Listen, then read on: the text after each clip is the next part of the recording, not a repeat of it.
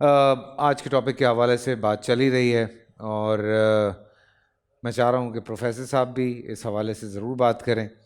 Professor صاحب، قوانین کے حوالے سے بات ہو رہی ہے. قوانین کی ہم بات کرتے ہیں تو قرآن پاک کی بات ہوتی ہے.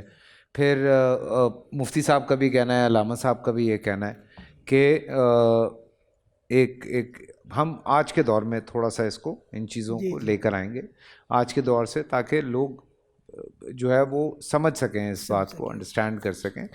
بسم اللہ. جی بسم اللہ والصلاۃ والسلام علی رسول اللہ وعلی آلہ وصحبہ اجمعین وبعد. آج آپ نے جو موضوع چھیڑا ہے اصول فقہ. جی اصول فقہ کیا چیز ہے؟ اصول فقہ وہ قواعد و ضوابط ہے جن کے پڑھنے سے انسان کے اندر جو شریعت کے ادلہ ہیں ان سے استنباط کی قوت پیدا ہو جاتی ہے. واہ. شریعت کے ادلہ کیا ہے؟ کہاں سے ہم شریعت لیتے ہیں؟ وہ ہے قرآن، حدیث، اجماع، قیاس، واہ. استحسان. احناف کیا اصول فقہ استحسان ان کا اچھی چیز ہے، شواف اس کا انکار کرتے ہیں، بلکہ ہم سب استحسان پر عمل کرتے ہیں. پاکستان میں استحسان یہ ہے کہ جیسے صدقۃ الفطر ہے، حدیث میں تو ہے سا من تمر سا جناز کا سا آیا، لیکن استحسان فقہا نے یہ فیصلہ کیا اگر اس کی قیمت ادا کر دی جائے وہ بھی صدقہ فطری ہوگا، لیکن وہ فقیر کے لیے زیادہ انفع ہے، زیادہ فائدہ مند ہے. ٹھیک ہے.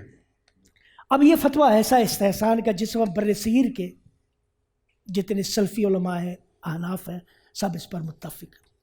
یہ ہمارے جیسے، لیکن اس کے باہر جو سلفی لوگ اس کو نہیں مانتے، وہ جنسی دیں گے. اب مدینہ میں چلے جائیں، اس وقت ہر جگہ لوگ گندم لے کر بیٹھے ہوں گے فطرانے کے لیے. تو جو یہ قوانین ہے، یہ قواعد ہے، یہ اس لیے ہے تاکہ ہر شخص شریعت کو بزیچہ یا طفال نہ بنا لے. واہ واہ. ہر شخص مفتی بن کر نہ بیٹھ جائے. واہ واہ واہ واہ واہ. مفتی بننے سے پہلے اس کے لیے ضروری ہے یہ علوم جانے. بالکل. یہ جانے، قرآن کو اچھی طرح جانے، قرآن کا ناسخ اور منسوخ کو جانے، خاص اور عام جانے، اور قرآن میں جو کچھ اللہ نے فرمایا ان کی مراد جانے. جیسے اللہ تعالیٰ قرآن میں فرماتے ہیں وَإِذَا قُضِيَتِ الصَّلَاةُ فَانْتَشِرُوا فِي الْأَرْضِ، جب نماز پڑھی جائے زمین میں پھیل جاؤ. یہ اللہ کا حکم ہے. اب فقی آئے گا، اگر کوئی شخص عام آدمی کا یہ فرض ہے، اب آپ مسجد میں بیٹھے آپ گناہ گار کیوں؟ اللہ کا حکم ہے. فقی کہے گا دیکھو امر کا ہر جگہ معنی وجوب نہیں ہوتا، وہاں ایک معنی سے استحباب بھی ہوتا ہے. امر کا معنی ہر جگہ وجوب نہیں ہوتا، بعد کو ریکویسٹ بھی ہوتا ہے. جیسے آپ اللہ سے کہتے ہیں یا اللہ یا احسن یا افعل یا رب، میرے اللہ میرا یہ کر دے. یہ اللہ سے التجا کرنا یہ امر ہے نا. اب یہ امر جو التجا ہے، واہ، امر جو التجا ہے، امر کا معنی جو ہے کہیں وجوب ہے، کہیں استحباب ہے، کہیں اس کا کرنا ضروری ہے. تو یہ یعنی آپ یہ کہ یہ کس کو کون متعین کرے گا؟ یہ وہی شخص متعین کرے جس نے علوم فقہ پڑھے ہوئے. آخر یہ علوم فقہ کیوں آئے؟ یہ فقہ ضرور تاکہ ہر شخص اردو کی ادھر ادھر 2 کتابیں پڑھ کے مفتی بن کر نہ بیٹھ جائے. اگر قرآن مجید کو آیت کریمہ اس کے سامنے زیر و زبر سے ہٹا کر رکھ دی جائے پڑھ نہیں سکتا. واہ واہ واہ. اس کو لغت عربی کو نہیں جانتا، حدیث نہیں پڑھ سکتا، اور اپنا وہ مفتی بنا کر بیٹھا ہوا ہے. اصل میں یہ جو چیزیں ہیں یہ ان لوگوں کا کام ہے جو اصول فقہ کو اچھی طرح جانتے ہیں. بالکل سو ٹرو. دیکھو حکم 2 قسم کا ہے اسلام اصول حکم تکلیفی، حکم ودی. حکم تکلیفی یہ ہے جو اللہ کی طرف سے حکم ہے. اللہ کی طرف میں 2 حکم ہے، کچھ کرنے کا حکم ہے، کچھ نہ کرنے کا حکم ہے. اس نے کچھ ہمیں حکم دیا کہ یہ کرو، نماز پڑھو، روزہ رکھو، یہ، اور کچھ اس نے حکم دیا کہ یہ نہیں کرو، شراب نہیں پیو، حرام نہیں زنا کرو. یہ حکم تکلیفی جو ہے اس میں فرض ہے، واجب ہے، مباح ہے. لیکن حکم وضی جو ہے اس میں ایک ہی چیز ہے، حکم وضعی کیا ہے؟ جو انسان کے افعال کے ساتھ تعلق رکھتا ہے. مثال کے طور پر قصاص ہے. اگر کسی نے قتل کر دیا، اب جواب اس پر قصاص فرض ہے یا اس کی دیت. یہ اللہ تعالیٰ یہ حکم وضعی ہے، اس کو آپ بدل نہیں سکتے، کوئی کر سکتے. تو یہ جو ہے علم اصول جو ہے ہمیں یہ بتاتا ہے کہ شریعت کوئی ایسی چیز نہیں ہے کہ ہر شخص اسے لے کر بیٹھ جائے، 2 اردو کتابیں پڑھی مفتی بن کر بیٹھ گیا فتوے دے رہا ہے. نہیں، فتویٰ دینے سے پہلے ان ادلہ کو سمجھو، قرآن کو سمجھو، حدیث کو سمجھو، اجماع کو سمجھو. اجماع امت دلیل ہے، قیاس دلیل ہے. سمجھنا؟ یہ چیزیں ہیں وہ جن سے ہم استنباط کرتے ہیں قوانین کو. پروفیسر صاحب، جب ان سب چیزوں کے بعد ہم اگر ویسے بات کرتے ہیں، کیونکہ دیکھیں ہمارے ہاں تو سسٹم یہ ہے کہ ہم بڑی کوئی شادی کا مسئلہ ہوگا تو ہم کسی عالم فاضل کے پاس چلے جائیں گے، طلاق کا ایشو ہوا تو چلے جائیں گے، بچے کا نام رکھنا ہوا تو چلے جائیں گے، یا اور شاید ہی کوئی ایک ہاتھ مسئلہ ہوگا جس پہ ہم بچے کے کان میں اذان دے دیں، شادی کروا دیں، جنازہ پڑھا دیں. یہ جو ہم مسائل یہاں ڈسکس کر رہے ہیں آج کے زمانے میں، تو لوگ تو یا تو زیادہ عدالت سے رجوع کرتے ہیں، ٹھیک ہے نا، یا پرسنلی بیٹھ کے جو ہے وہ چیزیں ریزالو کرنے کی کوشش کرتے ہیں. لیکن جب عدالت میں رجوع کیا جاتا ہے تو اوبویسلی کچھ چیزیں پھر اس حساب سے چلتی ہیں. اب ان کے جو قوانین ہیں، جو خیر ہمارے ہاں جو قوانین ہیں، ان پہ پھر جب ان کو رزلٹ نہیں ملتا، ایک میں بات کرتا ہوں نا، کیونکہ اتنے سارے کیسز ہوتے ہیں، چیزیں ڈیلے ہوتی ہیں، ہر مسئلہ فوراً تو حل ہوتا نہیں ہے، تو اس میں ڈیلیز بھی ہو رہے ہوتے ہیں. تو پھر وہ لوگ کیا کریں جن کے مسئلے مسائل اتنے ڈیلے ہو رہے ہوتے ہیں؟ آپ دیکھیں نا، اس میں جائیداد کے مسئلے ہیں جو بہت ڈیلے ہوتے ہیں، بہت ڈیلیز ہیں جائیداد کے مسئلوں میں، بہت ڈیلیز ہیں. پھر وراثت کے مسئلے ہیں، مطلب وہی وراثت جائیداد وہی والی چیز ہو گئی. پھر اور جو اس طرح کے جو آپس کے مسئلے ہوتے ہیں نا، ان میں ڈیلیز بہت زیادہ ہیں. یہ چیزیں جو ہے نا، دیکھیے فتویٰ یا یہ چیزیں جو ہے، میں چلتے چلتے یہ آپ کو بتا دوں، شیخ الاسلام ابن قیم نے ایک کتاب لکھی ہے جو 4 جلدوں میں ہے، اعلام الموقعین لرب العالمین. ان لوگوں کے لیے اطلاع جو اللہ کی طرف سے دستخط کرتے ہیں. فتویٰ دینا اللہ کی طرف سے دستخط کرتا ہے، اللہ اکبر، یہ اللہ کی طرف سے دستخط کرتا ہے. اس لیے صحابہ کرام فتویٰ دیتے ہوئے ڈرتے تھے. صحابہ مسجد میں بیٹھے ہوتے، ایک شخص مسئلہ پوچھتا، آ کر کہتا ہے اس سے پوچھو، آگے سے پوچھو، اس سے پاس جاؤ یا اس سے پوچھو، اس کے حتیٰ کہ وہ آدمی گھوم پھر کر وہی اوپر پہلے بار آ جاتا. ہر آدمی بچتا کہ فتویٰ ایسا نہ میں نہ کہیں ایسا بات نہ کہہ دو اللہ کے خلاف ہو جائے. واہ واہ. فتویٰ جو ہے مذاق نہیں ہے، فتویٰ جو ہے مذاق نہیں ہے، یہ اللہ کی طرف سے دستخط کرنا ہے. تو جو آپ نے بات کی، دیکھیے جو ہماری عدالتیں ہیں، یہ قانون انسانوں کے قانون، وضعی قانون، اسے کہتے ہیں وضعی قانون ہمارے یہاں اپنی طرف سے بنائے گئے قوانین پر. ان کا کام لوگوں کی مدد کرنا نہیں ہے، ان کا کام جو ہوتا ہے لوگوں کو لٹکانا ہوتا ہے، لوگوں کو بتانا ہوتا ہے. ان کی ہمدردیاں مظلوم کے ساتھ نہیں ہوتی، ان کی ہمدردی ظالم کے ساتھ.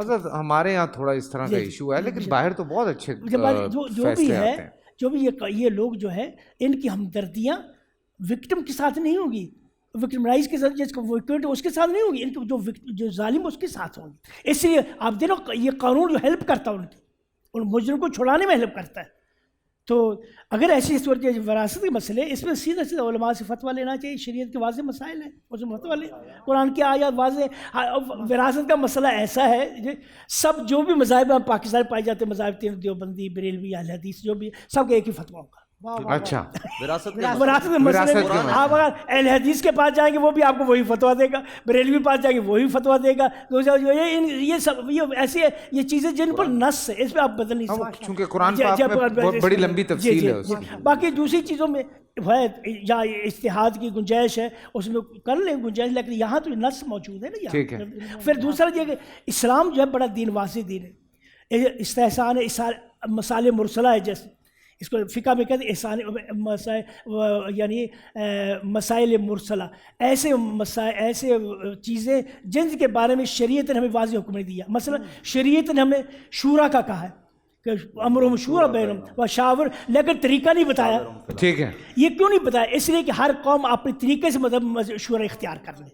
ٹھیک ہے. جو چیزیں شورا کی طرف لے جائیں وہ شورا بہتر ہے. بس جی کیا کہیں؟ اچھا، اس میں یہ بھی ذہن میں رہے کہ ہمارے ہاں یہ جو حدیث کی اقسام کی جاتی ہیں، احادیث، ہر حدیث ہمارے ہاں امر نہیں ہوتی. ہم حدیث کو بھی قرآن پر پیش کرتے ہیں. یہ ہمارا اصول ہے. اگر وہ قرآن کے مطابق ہے تو آمنا و صدقنا، ہم اس کو قبول کریں گے. اور اگر قرآن کے مطابق نہیں ہے، قرآن سے ٹکراتی ہے، تو اس کی جتنی بھی سند جید، صحیح، بلکہ متواتر بھی ہو تو ہم اس کو چھوڑ دیں گے، اس لیے کہ قرآن سے متصادم ہوگی. لیکن ظاہر ہے کہ جو صحیح السند روایات ہوتی ہیں، جو ہمارے ہاں خبر متواتر ہے یا اخبار احاد ہیں، زیادہ تر وہ ایسی ہوتی ہیں جو قرآن کے مطابق ہوتی ہیں اور قرآن کے ذیل اور ضمن میں انہیں بیان کیا جاتا ہے. سبحان اللہ. جو صحیح روایت ہوگی وہ قرآن کے خلاف ہو ہی نہیں. جی جی ماشاء اللہ. انہوں نے بڑی خوبصورت بات کی ہے. میں عام عوام کو سمجھانے کے لیے ایک بات کرتا ہوں. قرآن کریم میں کتنی آیات ہیں؟ تقریباً 6500. ٹھیک ہے. تعداد میں تھوڑا بہت اختلاف ہے.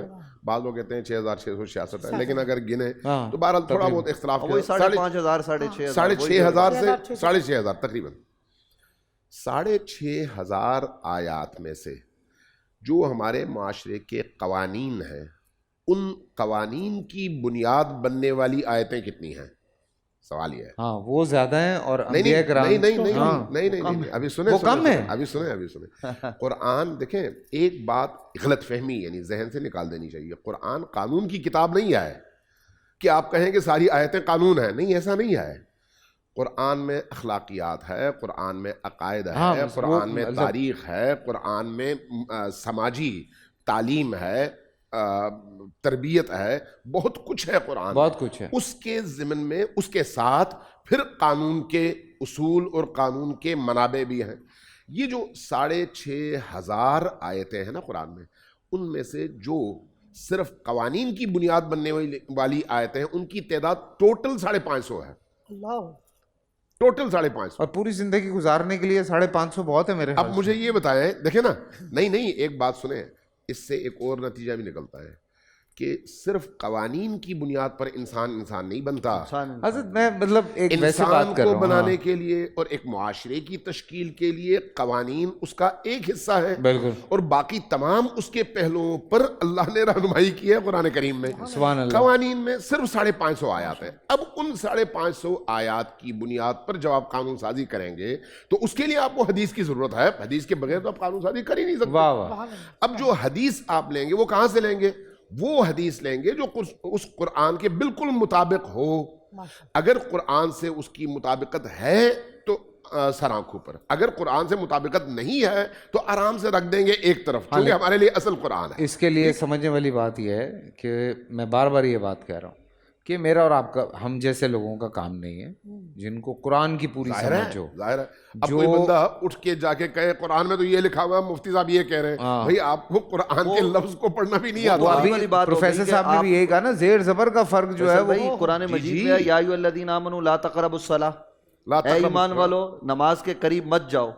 یہ قرآن میں لکھا ہوا نا. اب اتنی آیت پڑھ کے اگر ایک آدمی آ جائے، کئی لوگ مذاق بھی کرتے ہیں اور یہ کرنا نہیں چاہیے، یہ گناہ ہے، یہ بہت بڑا جرم ہے. جان بوجھ کے کرے گا تو کفر ہو جائے گا. آپ بات کر رہے تھے، بیچ میں نے کاٹ دی، پھر میں شاہ صاحب کی طرف آگے بڑھوں. دیکھیے میں عرض کر رہا تھا کہ قرآن مجید فرقان حمید کو سمجھنا، یہ جو آج کل لوگ کہتے ہیں نا جی ترجمہ پڑھ لو، ہمیں کسی کے پاس جانے کی کیا ضرورت، ہم سمجھ لیں گے. ہم جیسے شیخ صاحب نے کہا کہ اردو کی کتابیں پڑھ کر لوگ جو ہے نا وہ مسائل بیان کرتے ہیں اور پھر امت میں فتنہ اور فساد ان کے ذریعے وہ پھیلاتے ہیں. آپ دیکھیے اگر قرآن کی آیت یہ ہے تو یہاں تک پڑھی یا ایھا الذین آمنوا لا تقربوا الصلاۃ، ایمان والو نماز کے قریب مت جاؤ. تو اس کا مطلب کیا کہ ہم نماز نہ پڑھیں؟ آگے کی بات بھی پڑھو، وانتم سکارا، جب نشہ کر کے تم مساجد میں نہ جاؤ، تم نماز نہ پڑھو، پہلے نشے کی حالت سے پاک ہو جاؤ. تو یہ چیزیں ہمیں پیش نظر رکھنے کی محترم ضرورت ہے. اور اس سلسلے میں یہ گزارش بھی میں ناظرین کی خدمت میں عرض کر دوں، جیسے شیخ صاحب نے یہاں پہ بات کی، نبی اکرم صلی اللہ علیہ وآلہ وسلم کے زمانہ اقدس و اطہر میں خود آپ موجود تھے تو فیصلے آپ فرماتے تھے، قرآن بھی آپ کے سامنے ہے اور آپ خود چونکہ صاحب شریعت ہیں. پھر صحابہ کرام رضوان اللہ تعالیٰ علیہم اجمعین کے زمانے میں ہمیں ضرورت جب محسوس ہوتی ہے، اور دیکھیے صحابہ کرام بھی سارے کے سارے نبی علیہ السلام کے تمام صحابہ کے بارے میں ہم یہ تو کہتے ہیں وَكُلًّا وَعَدَ اللَّهُ الْحُسْنَى. آج ہر آدمی فیس بک پہ، یہ میری بات بڑی توجہ طلب ہے، غور طلب ہے ناظرین، ہر آدمی فیس بک پہ مفتی بن جاتا ہے، ہر مسجد کا مولوی جو ہے نا وہ اٹھ کے فتوے دینے لگ جاتا ہے. سوچیں جن کو ہم سب سے بہترین مخلوق قرار دے دیتے ہیں امت میں، وہ صحابہ ہیں، اور سارے صحابہ کو یہ اختیار نہیں کہ وہ فتویٰ دیں. صحابہ کرام رضوان اللہ تعالیٰ علیہم اجمعین میں فتویٰ دینے والے صحابہ کی تعداد کوئی 125 ہے، اور ان میں جو مجتہد ہیں ان کی تعداد 10 یا 12 ہے. سارے صحابہ مل کر 125 کے پاس آتے ہیں، اور 125 10 یا 12 کے پاس آتے ہیں. ان 10 یا 12 کو جب مشکل پڑتی ہے تو یہ 10 یا 12 صحابہ کبھی ہمیں حضرت عائشہ کے پاس نظر آتے ہیں، کبھی ہمیں معاذ بن جبل کے پاس نظر آتے ہیں، کبھی ہمیں عبداللہ بن مسعود کے پاس نظر آتے ہیں، کبھی حضرت عبداللہ بن عباس کے پاس نظر آتے ہیں. اور جب سب کی مشکلیں جو ہے نا وہ حل نہیں ہو رہی ہوتی تو پھر یہ درے حضرت مولا علی پر نظر آتے ہیں. تو ان چیزوں کو ہمیں پیش نظر رکھنا چاہیے. جب سب صحابہ مفتی نہیں ہیں، جب سارے صحابہ جو ہے نا وہ فتوے دینے والے نہیں ہیں، تو آج ہم سارے فتوے دینے والے کیوں ہو جاتے ہیں؟ فتوے تو نہیں خیر، لیکن جیسے کچھ چھوٹے بہت مسئلے مسائل ہوتے ہیں. پورا سال انتظار تھا مجھے اس رمضان میں، 30 دن 6 ٹیمز، 12 کنٹیسٹنٹس، کیش کا پاؤں. اب گیم وہ ہوگا جسے آپ کا نہیں ہوگا، جس نے جو کرنا تھا کر لیا. لاکھوں عوام کو دینے کا ذمہ ہم نے حصہ. شور گونجے گا ہر گلی نکڑ اور دکان. رمضان لیگ بنے گی آپ کی پہچان. نعرہ لگے گا تو پارا چڑھے گا. گیم شو ایسے چلے گا. رمضان لیگ روزانہ شام 7 بجے صرف بول انٹرٹینمنٹ پر. بول انٹرٹینمنٹ کے شوز دیکھنے کے لیے ہمارے چینل کو سبسکرائب کریں اور بیل آئیکن پر کلک کرنا نہ بھولیں.